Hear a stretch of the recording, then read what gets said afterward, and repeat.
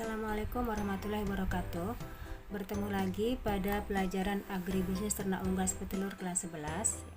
Kali ini materi atau kompetensi dasar yang akan kita pelajari adalah tentang pemeliharaan periode brooding unggas petelur. Dalam hal ini adalah untuk unggas petelur ayam, ya, ayam petelur. Nah, sebelumnya kita telah mempelajari tentang materi persiapan perkandangan dan peralatan untuk pemeliharaan unggas petelur. Begitu pula tentang teknik pemerolehan atau pengadaan bibit unggas petelur. Nah, kali ini yang kita bahas adalah pemeliharaan periode brooding unggas petelur. Di mana pada prinsipnya pemeliharaan periode brooding ini adalah fase yang sangat menentukan untuk ke fase selanjutnya. Mengapa demikian? Ya, sebentar setelah ini kita akan membahas kenapa periode brooding itu adalah fase yang sangat menentukan untuk ke fase selanjutnya.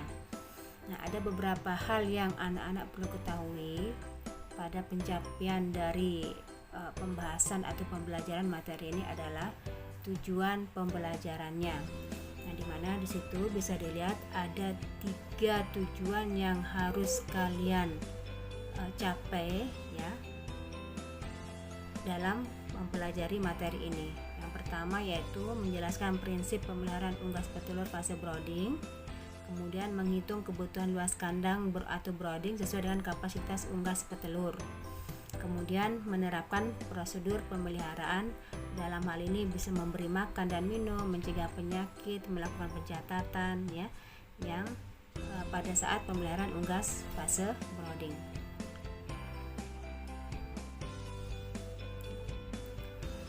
Di sini bisa dilihat untuk ringkasan materi secara garis besar, ya.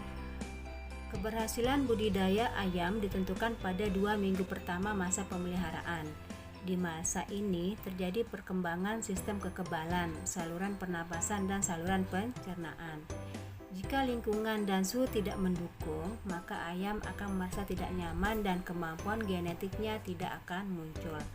Nah, itulah mengapa dikatakan bahwa fase brooding ini adalah fase yang sangat menentukan untuk ke fase selanjutnya.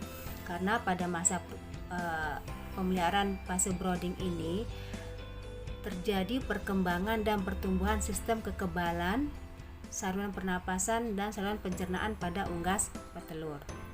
Nah, sehingga perlu benar-benar diperhatikan dalam pemeliharaan fase brooding ini. Nah, di mana untuk memperoleh pertumbuhan dan perkembangan unggas yang optimal, maka kepadatan kandang juga perlu diatur. Karena pada semua jenis unggas petelur yang dipelihara secara intensif sepanjang hidupnya berada dalam kandang, yaitu mulai dari anak yang baru menetas sampai unggas berproduksi dan di akhir, itu sangat perlu diperhatikan. Kita lanjut, ya. Brooding itu berasal dari kata brooder yang artinya pemanas. Nah, jadi DOC atau anak ayam umur sehari itu di suatu peternakan itu pada saat datang harus ditempatkan pada suatu indukan atau brooding. Nah, apakah brooding itu dibuat semaunya peternak atau gimana, ya? Jadi untuk indukan atau luas brooding, terutama untuk DOC ras petelur, ada standar yang perlu diperhatikan. Ya, seperti di sini bisa dilihat, ya. Luas brooding atau indukan per DOC adalah 40 sampai 50 ekor per meter persegi. Jadi di sini maksudnya adalah 1 meter persegi itu bisa menampung untuk 40 sampai 50 ekor DOC. Nah, itu untuk standar untuk unggas petelur. Bagaimana mengetahui nanti keliling dan diameter brooding itu, ya. Jadi biasanya brooding itu dibuat dalam bentuk lingkaran dan bisa juga dalam bentuk persegi panjang atau segi 4. Tapi secara umum kebanyakan dibuat dalam bentuk lingkaran, di mana untuk mengetahui luas dan keliling brooding itu menggunakan rumus lingkaran. Nah, seperti ini bisa dilihat, ya, anak-anak bisa lihat rumusnya. Untuk luas brooding atau indukan adalah PR kuadrat. Luas itu rumus itu adalah diambil dari rumus luas lingkaran. Sedangkan keliling broodingnya adalah 2PR ya.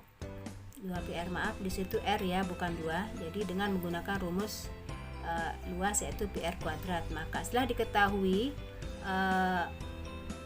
jari-jari dari brooding atau lingkaran itu, maka bisa diketahui diameter dari brooding tersebut. Nah, di mana dalam membuat suatu brooding sebaiknya jangan memadatkan kandang tersebut ya, melebihi dari kapasitas. Jadi dianjurkan sesuai dengan standarisasi seperti yang tadi, 1 meter persegi itu menampung 40 sampai 50 ekor DOC. Karena apabila melebihi kapasitas, maka akan menyebabkan konsumsi pakan turun, pertumbuhan dari unggas terhambat, dan akan menyebabkan tingginya angka mortalitas ya, seperti itu. Itu untuk dampak apabila kepada indukan itu ditempatkan oleh unggas yang tidak sesuai dengan standar. Nah, kita lanjut ya, bisa dilihat contoh untuk membuat brooding DOC petelur. Di sini contohnya adalah untuk kapasitas 500 ekor DOC. Nah, anak-anak bisa lihat bagaimana untuk mencari keliling maupun diameter dari brooding tersebut. Seperti yang tadi, yaitu dengan menggunakan rumus luas lingkaran yaitu PR kuadrat ya. Anak-anak bisa perhatikan rumus dari mencari keliling dan diameter brooding, yaitu dengan mencari luas keliling lingkaran terlebih dahulu ya, untuk mencari jari-jarinya ya, untuk mencari jari-jari dari brooding tersebut, kemudian akan bisa diketahui keliling brooding dan diameter dari brooding tersebut.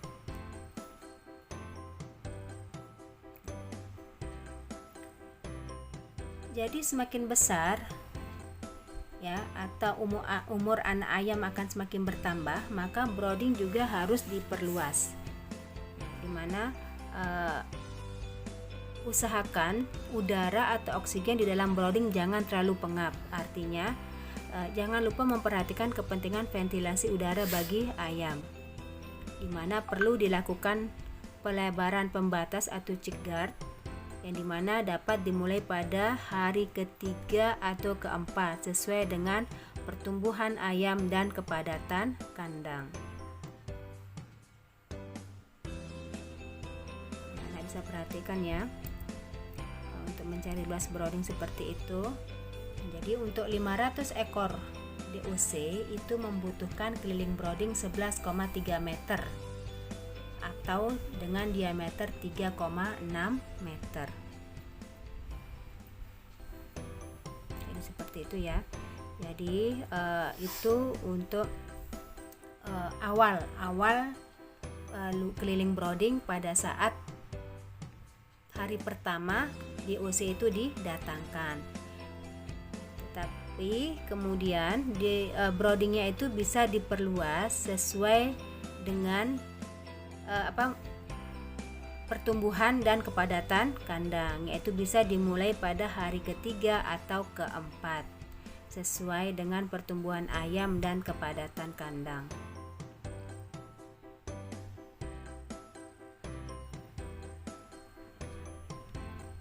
Dan kita lanjut, itu untuk kebutuhan luas kandang indukan atau brooding. Nah, bagaimana dengan kebutuhan peralatan? Ya, sebelumnya pada pertemuan sebelumnya kita sudah membahas tentang jenis-jenis peralatan apa saja yang dibutuhkan dalam pemeliharaan unggas petelur, terutama pada fase brooding.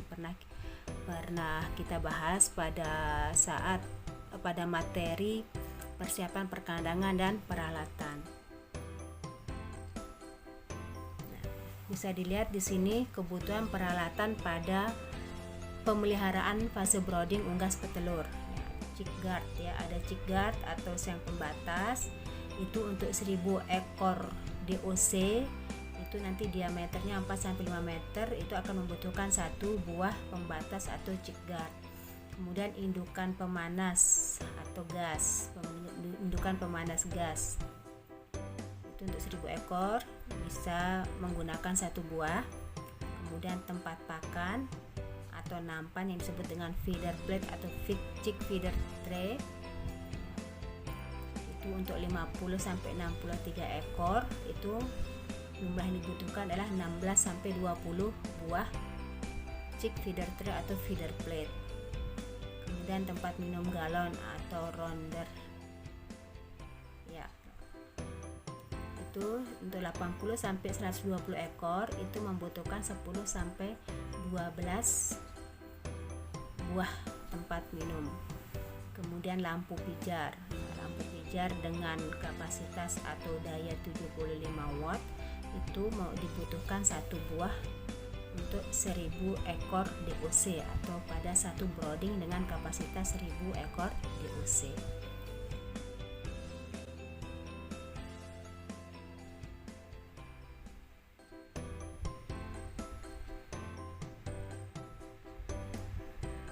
Ya, kita lanjut ke slide berikutnya.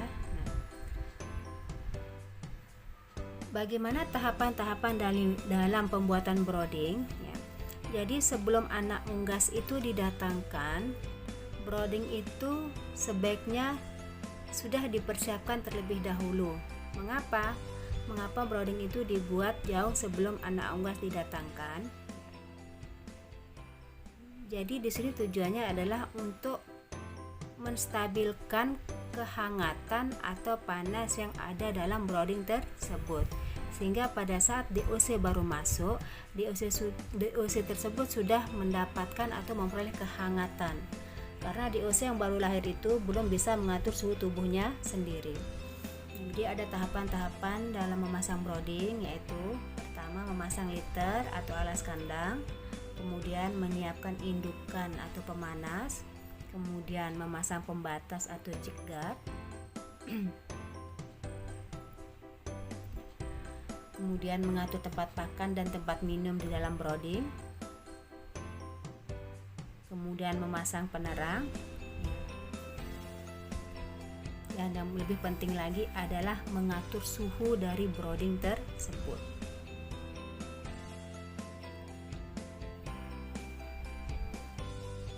Seperti yang pernah kita bahas untuk litter ya, litter dalam kandang itu bisa menggunakan serbuk gergaji, bisa menggunakan sekam atau kulit padi, di mana litter itu atau sekam itu akan ditaburkan pada alas lantai setebal 5-10 cm atau bisa juga setebal 7-10 cm. Itu bagi lantai yang dari ubin atau semen. Tetapi bagaimana dengan lantai yang masih dalam berbentuk tanah? Jadi apabila kandang dibuat dalam lantai yang masih berbentuk tanah, jadi tanah tersebut dipadatkan, kemudian sekam ditabur, di mana terlebih dahulu diberikan batu atau kerikil. Nah, baru dipadatkan dengan di atasnya dipadatkan dengan sekam, di mana sekam itu akan memiliki ketebalan sekitar 10-15 cm. Nah, kemudian dalam menyiapkan indukan atau pemanas. Nah, indukan buatan ya atau pemanas itu diperlukan untuk anak ayam umur 1 hari sampai 2 minggu ya. Seperti tadi, hal ini berkaitan dengan adanya kecenderungan ayam yang diproduksi dalam jumlah banyak, sehingga seekor induk tidak akan mungkin mampu menghangati anak-anaknya dalam jumlah yang sangat banyak. Nah, sehingga itulah mengapa untuk menghangati anak ayam jumlah banyak, maka dibutuhkanlah induk buatan atau brooding. Dimana untuk pemanas ini sebaiknya dinyalakan 24 jam sebelum anak ayam datang supaya diperoleh suhu seperti yang diharapkannya. Seperti tadi, menstabilkan suhu, menstabilkan kehangatan kandang atau indukan, sehingga pada saat DOC atau anak unggas sudah masuk, itu kandangnya sudah hangat, sehingga akan memberikan kenyamanan pada DOC yang baru datang tersebut.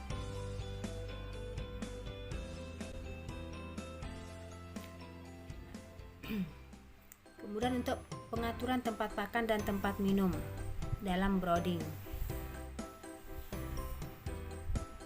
Seperti tadi, untuk tempat pakan anak unggas itu biasanya disebut dengan feed plate, yaitu tempat pakan yang berbentuk nampan, di mana untuk pemberian pakan pada DOC ini itu adalah secara ad libitum atau selalu tersedia. Begitu pula dengan air minumnya.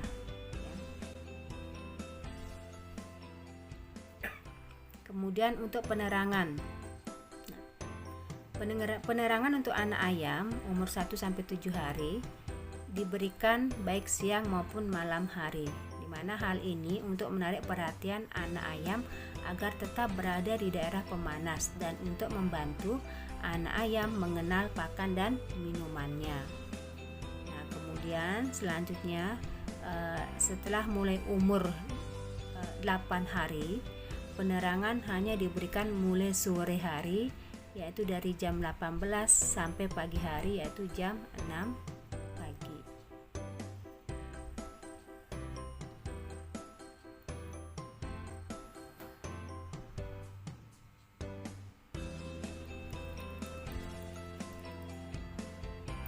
Kita lanjut ke slide selanjutnya.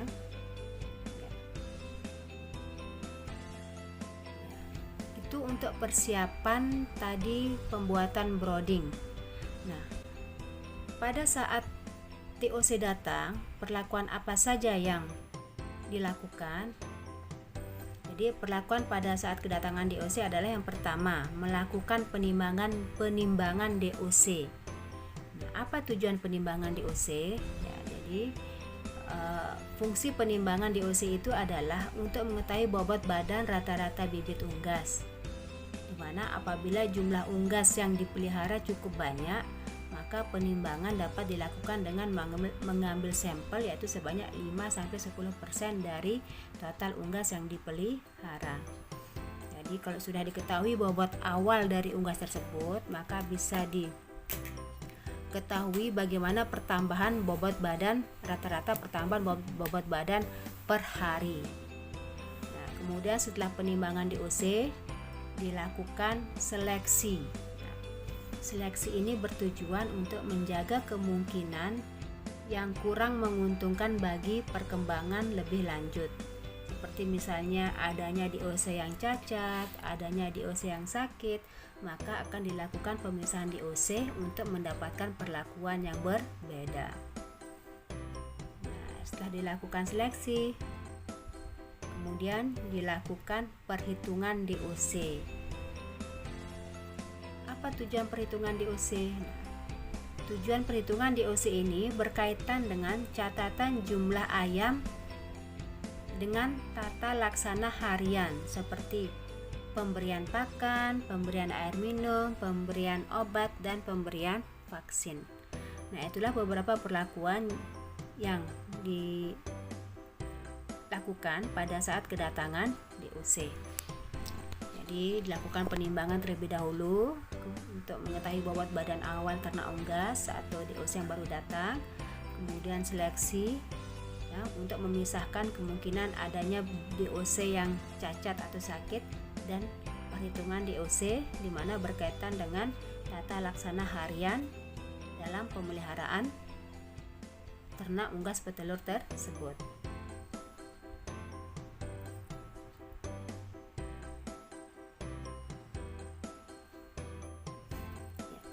Kemudian diperhatikan ya, ada beberapa hal penting yang menjadi kunci keberhasilan masa brooding. Yang pertama yaitu persiapan masa brooding, mulai dari kebersihan kandang dan peralatan, kelengkapan peralatan yang dibutuhkan pada pemeliharaan fase brooding. Nah, bisa dilihat ada sekam, ada koran, ada chick guard, tirai luar dan tirai dalam, tempat pakan, tempat minum, penghangat, lampu, dan termometer. Itu merupakan kelengkapan peralatan yang ada pada fase brooding, pemeliharaan fase brooding.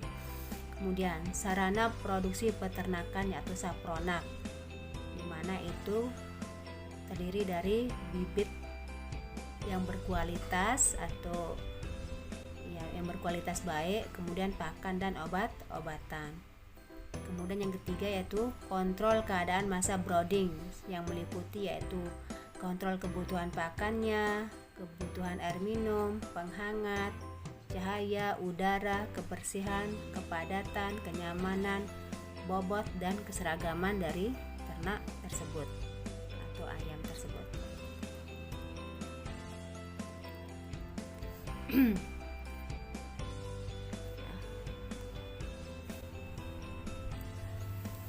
Dalam penanganan atau pemeliharaan unggas petelur fase brooding ya.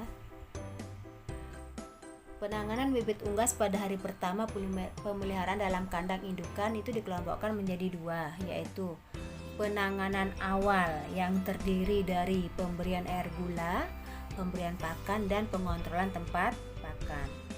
Nah, anak DOC itu harus diberikan air gula. Tujuannya apa? Nah, tujuan pemberian air gula itu adalah, atau larutan gula itu adalah sebagai sumber energi atau pengganti untuk menggantikan energi dari DOC ya selama perjalanan ya.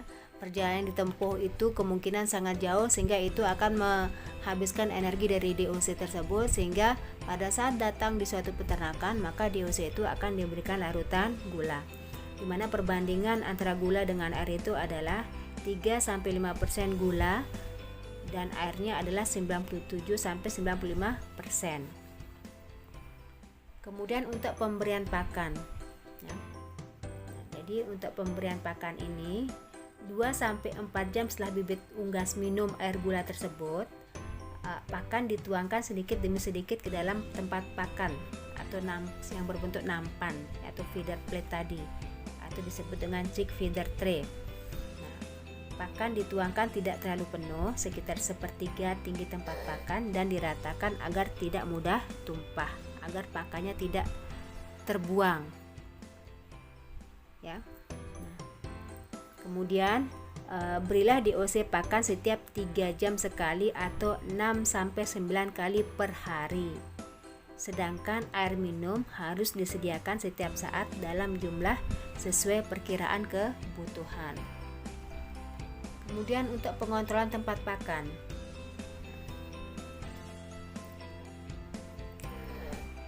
jumlah pakan yang diberikan tidak perlu dibatasi, di mana frekuensi pemberian pakan adalah minimal 3 kali sehari, yaitu pagi, siang, dan sore hari. Namun semakin sering adalah semakin baik, karena jadi itu untuk penanganan awal yang terdiri dari pemberian air gula, pemberian pakan, dan pengontrolan tempat pakan. Nah, kemudian untuk penanganan selanjutnya yaitu terdiri dari mengontrol suhu brooding, mengatur lampu penerangan dan cahaya, dan mengontrol kondisi bibit. Nah, di mana untuk pengontrolan suhu brooding, suhu optimal untuk pemeliharaan anak ayam itu adalah 35 derajat. Di mana kontrol suhu di awal brooding perlu dilakukan minimal tiap 2 jam sekali, karena untuk mengetahui kenyamanan dari DOC tersebut, di mana pengontrolan akan cukup fatal bagi anak unggas apabila pengontrolan yang tidak dilakukan secara intensif akan fatal bagi anak unggas ke proses selanjutnya. Kemudian mengatur lampu penerangan dan cahaya. Jadi lampu penerangan diperlukan di DOC baik siang maupun malam hari, di mana lampu penerangan akan membantu DOC saat makan dan minum seperti tadi ya, untuk lampu penerangan. Faktor yang penting dalam program pencahayaan adalah lama waktu penyinaran, besarnya intensitas cahaya, dan kapan pencahayaan tersebut sangat berpengaruh terhadap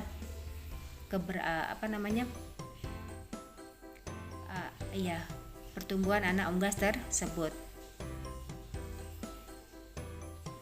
Kemudian mengontrol kondisi bibit. Nah, Anak unggas masa brooding, terutama umur 1-3 hari merupakan paling rawan. Oleh karena itu, anak unggas harus dikontrol kondisi bibitnya.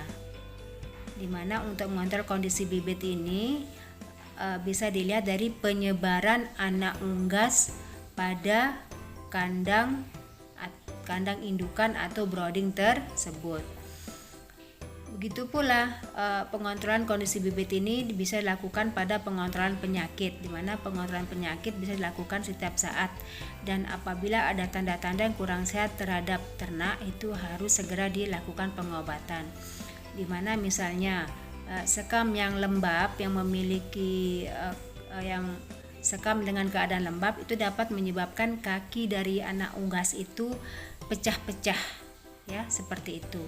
Jadi harus benar-benar dilakukan pengontrolan bibit kondisi bibit secara intensif. Nah, untuk mengetahui kenyamanan atau kesesuaian suhu pada suatu unggas pada kandang dapat dilihat dari tingkah laku anak unggas atau anak ayam tersebut. Nah, bisa dilihat di sini untuk tingkah laku anak unggas atau DOC dalam brooding atau kandang indukan. Yang pertama, bisa dilihat anak unggas itu menyebar merata di dalam kandang indukan atau brooding. Nah, di brooding atau di sini bisa dikatakan bahwa panas brooder itu cukup. Jadi anak ayam atau anak unggas itu sudah merasa nyaman di dalam kandang indukan. Nah, kemudian untuk gambar kedua, anak ayam menjauhi indukan. Di sini bisa diindikasikan bahwa broodernya atau pemanasnya itu terlalu panas sehingga anak ayam merasa tidak nyaman. Kemudian untuk yang selanjutnya ini di bawah, brooder terlalu dingin, di mana itu memperlihatkan tingkah laku anak ayam itu mendekati pemanas atau berkumpul di dekat pemanas. Nah, itu mengindikasikan bahwa brooder atau kandang indukan itu dalam keadaan dingin atau memiliki suhu yang dingin. Nah, kemudian gambar yang terakhir itu adanya tingkah laku anak unggas atau anak ayam yang berkumpul pada satu titik atau pada satu sisi brooding. Nah, ini mengindikasikan bahwa adanya gangguan. Nah, gangguan itu bisa berupa apa saja. Gangguan itu bisa saja berupa mungkin adanya hewan yang masuk ke dalam kandang, kemudian bisa juga disebabkan karena kondisi litter yang lembab sehingga menyebabkan anak ayam menjadi tidak nyaman. Nah, jadi itu beberapa tingkah laku dari unggas, ya, yang bisa menunjukkan bahwa anak unggas atau DOC itu merasakan nyaman atau tidaknya di dalam kandang brooding. Nah, jadi itu untuk pembahasan atau pembelajaran pada pemeliharaan fase brooding unggas petelur.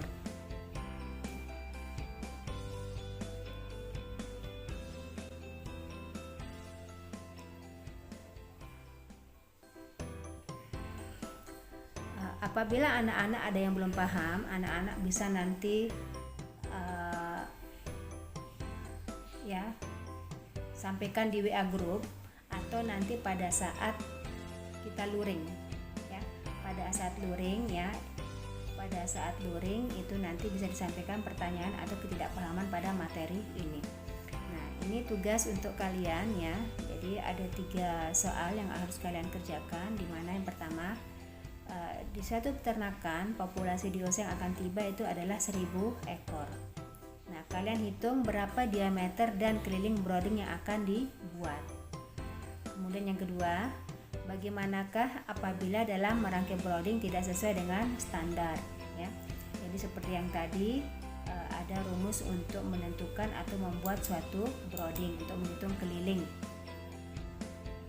atau menentukan diameter dari brooding tersebut. Tetapi apabila rangkaian broodingnya tidak sesuai standar, baik itu dari keliling broodingnya maupun dari kebutuhan peralatan yang tidak sesuai, nah, apakah yang terjadi atau apakah dampaknya bagi ternak unggas tersebut. Nah, kemudian yang ketiga, mengapa browding dibuat sebelum anak unggas datang. Jadi itu untuk tugas yang bisa anak-anak kerjakan ya. Nanti bisa dikumpulkan ya, bisa melalui WA group dikumpulkan, dan bisa juga pada saat pertemuan luring minggu depan.